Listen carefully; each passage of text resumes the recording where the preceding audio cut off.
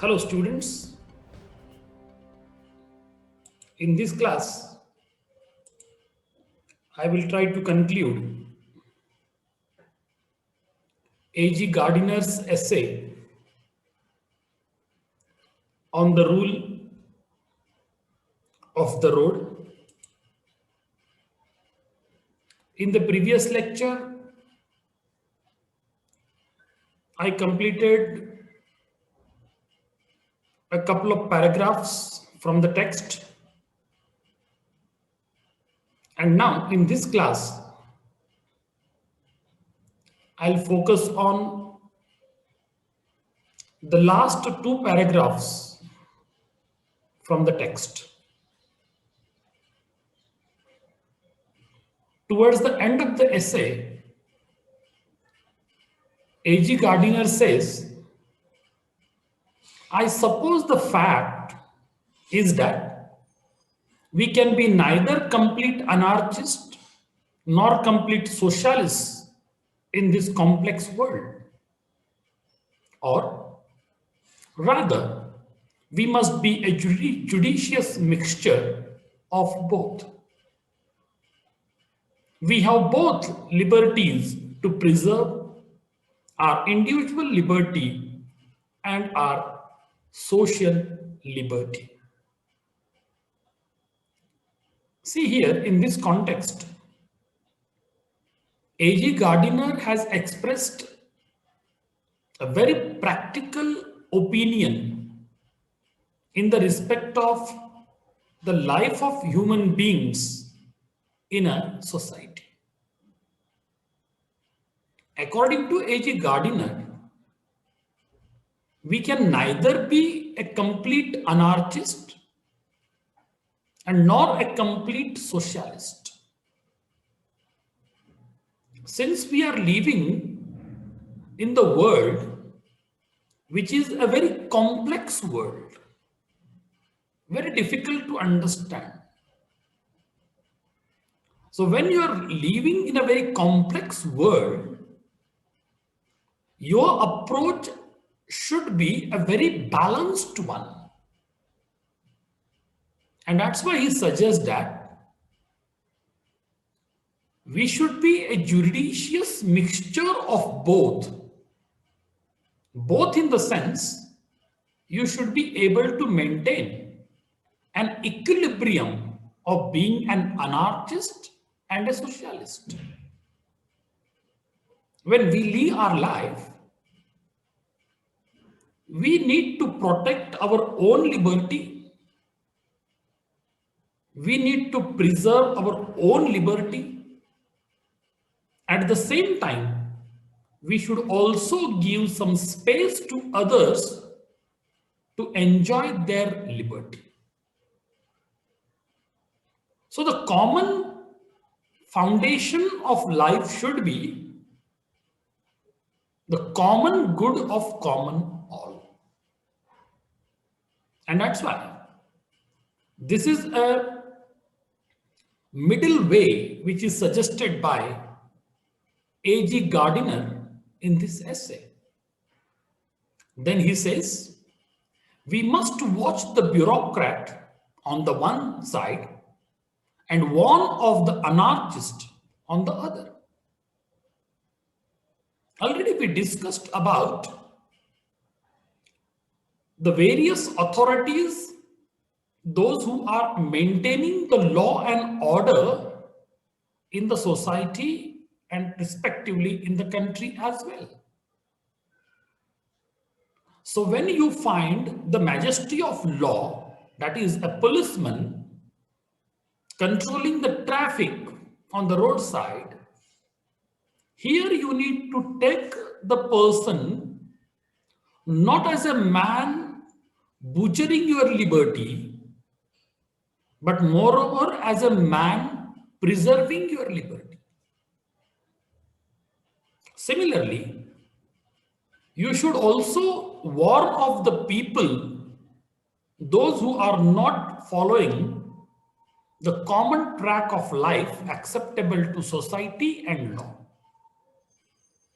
If you remember, We discussed about a fat lady walking right in the middle of the road and creating a lot of nuisance to the other people, especially those who are traveling by their vehicles.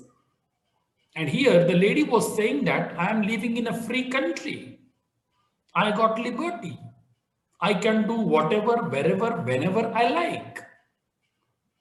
So such kind of stand is also not acceptable at all. And that's why the author says we must watch the bureaucrat on the one side and warn off the anarchist on the other. I am neither a Marxist nor a Tolstoy. See here, in this respect, I would like to tell you, as the author has mentioned, a couple of thinkers, a couple of philosophers, very famous in the world. Now you can see the image of Karl Marx just behind, me. I mean to say on your screen in the background. This is no one but the Karl Marx, the man who talked about communism, the man who talked about socialism, the man who always opposed the capitalistic ideology, right? Similarly, you have the another person, that is the philosopher who is referred to by A.G. Gardiner, that is your Leo Tolstoy. Now you can see in the background, there is the image of Leo Tolstoy.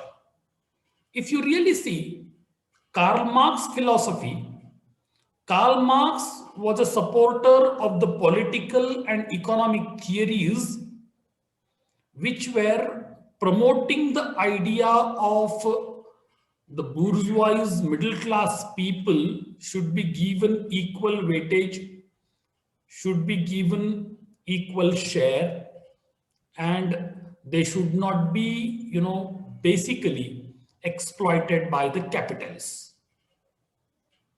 Then you have the another name, that is Leo Tolstoy.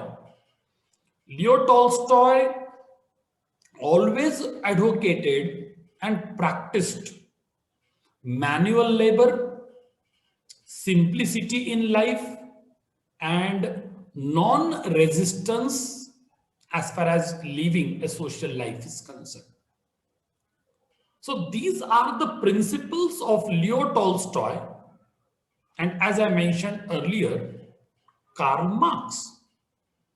So if you really see these two ideologies as mentioned by A.J. Gardiner, and here he says, I am neither a Marxist nor a Tolstoyan, but a compromise.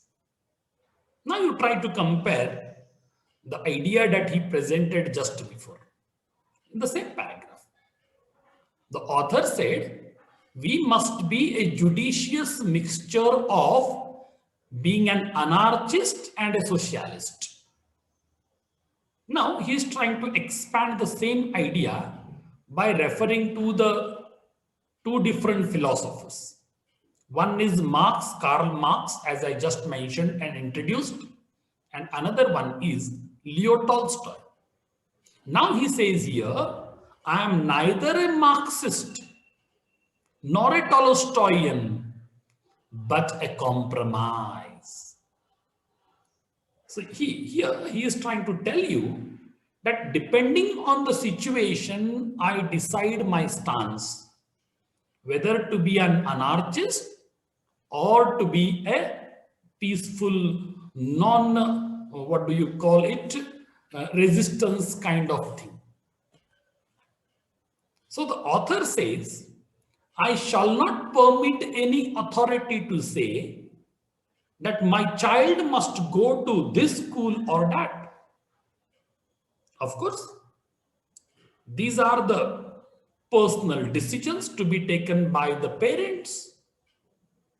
So the author says, I'll not allow anybody or any authority, that of the government as well, to suggest me where should my child really go for education, in which subject my child should really take education or study, whether he should play rugby or soccer. In fact, these are my personal concerns, and neither a person nor any authority will be permitted to talk about it and to give me or offer me any suggestions. As A.G. Gardiner says, these are personal because nobody is going to intervene with that. But if I proceed to say that my child shall have no education at all, that he shall be brought up as a primeval savage, or at Mr. Fagin's Academy for pickpockets, then society will politely but firmly tell me that it has no use for primeval savages and a very stern objection to pickpockets. And then my child must have a certain minimum of education, whether I like it or not. See now,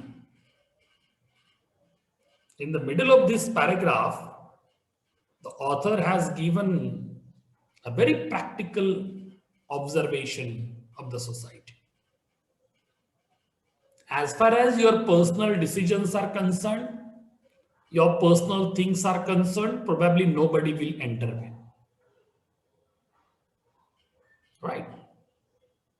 But if at all a parent decides that the child is not going to any school at all and they want to bring up their child as a primeval savage, an uncultured person, or they want to send their child to Fagin's Academy for pickpockets, I think in these cases, society will definitely intervene. Because in the modern world, you cannot keep your child totally uneducated. You cannot say that your child can be brought up like a Tarzan living in a jungle. You cannot even send your child to any academy where pickpocketing is being taught or somebody is trained for pickpockets. Here, A.G. Gardiner has given a reference to Mr. Fagin.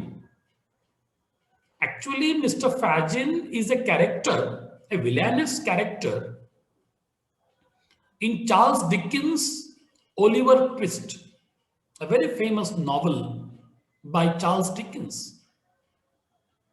And this man, that is Mr. Fagin, is a person who runs an academy, train the youngsters for pickpockets, and collect his share from them all. So if at all a parent is going to decide that they are going to send their child to Mr. Fagin's Academy for pickpockets, I think the society will definitely object this matter, because the totally uneducated person or unlearned person is of no use to the society. So the society will force you to send your child for minimum education as needed.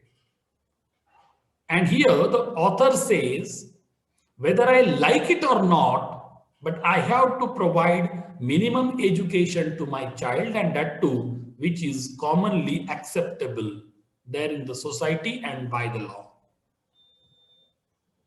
I cannot have liberty to be a nuisance to my neighbors. or make my child a burden and a danger to the commonwealth. In fact, being the parent, being the father or mother, every individual has a liberty, no doubt about it. But how can you be a nuisance to the neighbors? How can you create nuisance to your society? How can you make your child a burden and a danger to the commonwealth? You cannot do so at all. Of course, you have your own personal liberty to exercise. You can exercise, no doubt about it. But when it comes to your concern with the neighbors, your concern with the society, and your relevance with the nation as an individual and a citizen, of course, you should abide to the law of the country. You should abide to the ethics of the society, and then only you can live your life comfortably and allow others to live their life. Probably you may know about live and let live others. Of course, you have a right, no doubt. Go ahead with that, but without creating any sort of nuisance to anybody there in the society and the country. And now I move towards the last paragraph of this particular essay, and I'll try to conclude the essay as well. The author says, it is in the small matters of conduct, in the observance of the rule of the road, that we pass judgment upon ourselves and declare that we are civilized or uncivilized. See now, everybody has his own personal concern, has his own personal observation. And we do have, our own understandings of the situations as well. So here, in this respect, author is trying to tell you that there are several small matters of conduct. Conduct in the sense your behavior in the society. How do you deal with the people? How do you talk to the people? How's your demeanor overall? So already, we discussed about several issues which are about the common behavior and demeanor of an individual. And here, the author is trying to tell you that there are small matters of conduct. And of course, in the behavior of the rule of the road, in the sense while living our life in the society, by following the ethics of the society and the law of the country, we do pass our own judgments, of course, sometimes upon ourselves, and declare that we are civilized or uncivilized. So our behavior will decide whether we are liable or able to live in a civilized society or not. The great moments of heroism and sacrifice are rare. If you see around now, do you really find the heroism there? The genuine heroism, I mean to say. How many people are really ready to sacrifice something from their end for others? And that's why A.G. Gardiner says, the moments of heroism and sacrifice are nowadays rarely found in the society. It is the little habit of commonplace intercourse that make up the great sum of life and sweeten or make bitter the journey. So here, whenever we live our life, already I suggested you from my end also, we should be always conscious of the liberties of others. At the same time, we should protect our own liberty. And another statement that I made was the common good of common all.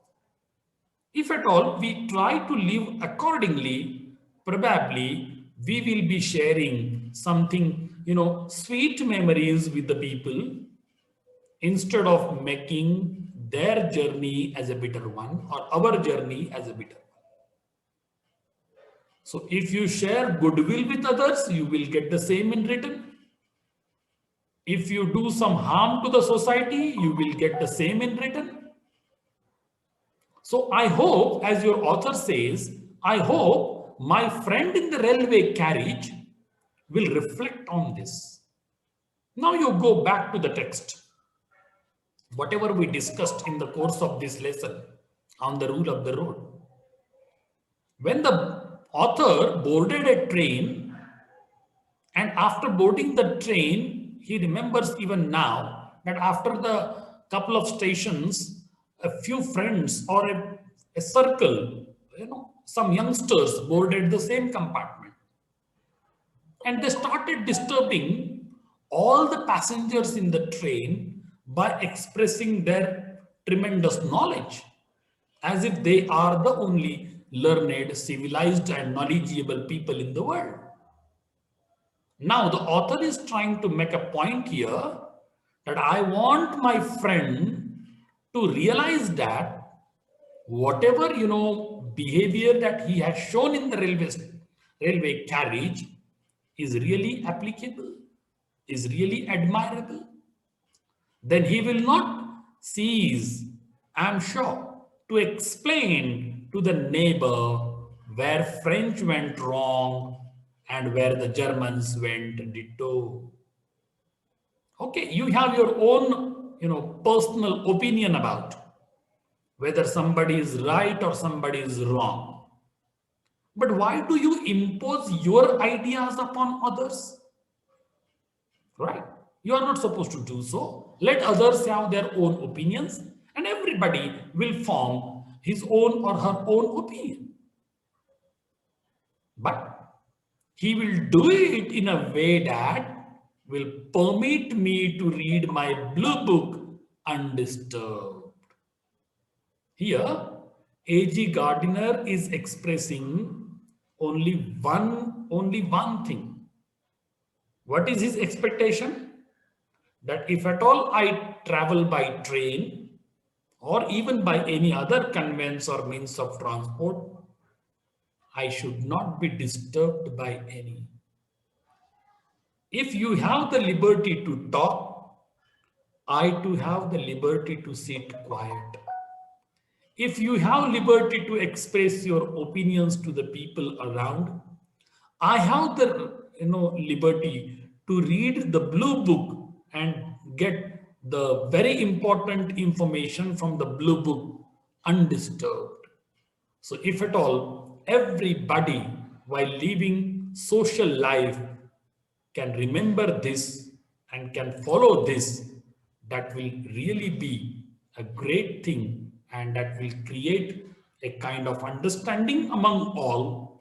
And we should learn only one lesson, that we should have a compromise while living our life. We can neither be an anarchist nor a Tolstoy. Okay, we can neither be the follower of Karl Marx nor the complete follower of Gandhi or Leo Tolstoy or any other, which is the kind of philosophy that suggests you to surrender yourself and compromise for everything. So this is the message which is conveyed by A.G. Gardiner over here, and I believe that all of you have understood this lesson properly. Thank you very much for patient listening. And this is the fifth part that I'm going to deliver today. And I will process it and post it to your WhatsApp group so that you can watch it again and again till you understand the lesson better. Thank you very much.